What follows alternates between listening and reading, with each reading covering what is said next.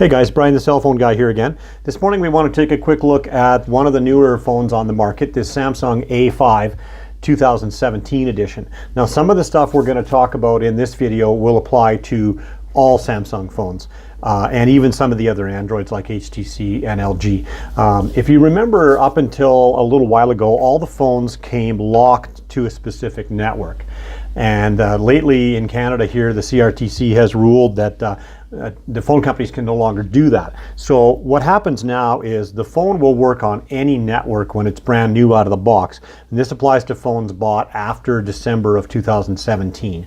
So what happens when you put the SIM card in for the very first time, it's going to go through a boot up sequence and learn some information from the SIM card to optimize its usage on the network that you've designed it for. So I want to show you what that looks like.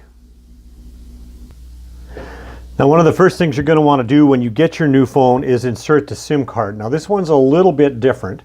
Most of the recent Samsung phones like the S7, the S8, and the S9, the SIM card tray is up here on the top edge. This one has a tray on the top edge, but that's for the micro SD card. So on this one, you got to go down to the side here and use the tool to open up the SIM card tray on the side of the phone. Now it's really important you do this properly because the SIM card won't fit into the other tray that's designed for the micro SD.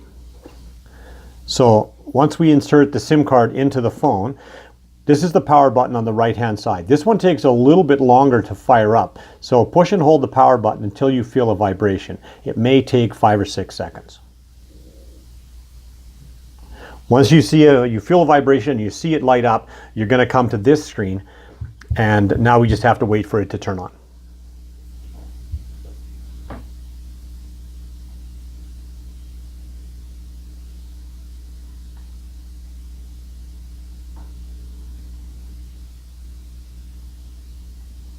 Now this takes quite a few seconds. Android is now starting up. But what I want you to notice is that when you start through the startup process, you'll get a little bit of the ways through it, but then the phone is going to shut down again. And it's going to look like you've got a dead battery or maybe there's something wrong with the phone. And that's not true. What it's doing is it's learning all the information from the SIM card. So just be patient while it goes through this part.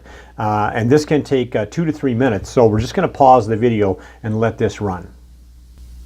Now it's probably a good idea when you get the phone to plug it in for a couple hours to get some charge in it. Most phones are going to come from the manufacturer with about 20 to 30% battery life. But if you get one that's been sitting in the warehouse for quite a while, it could be much lower. So it's always a good idea to plug it in. And you can certainly have it plugged in while you're doing this part.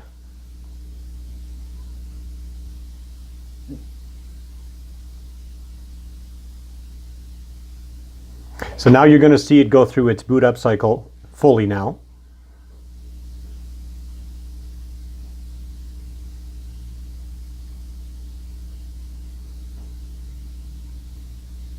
And just be patient because this does take a couple of minutes. But I wanted to show you the entire sequence and how long it takes.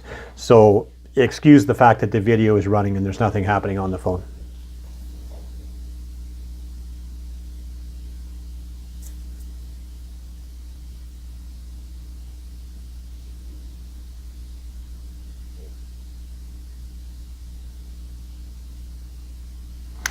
Perfect. So now we're at the normal startup screen, and from here you just basically follow the prompts on the screen.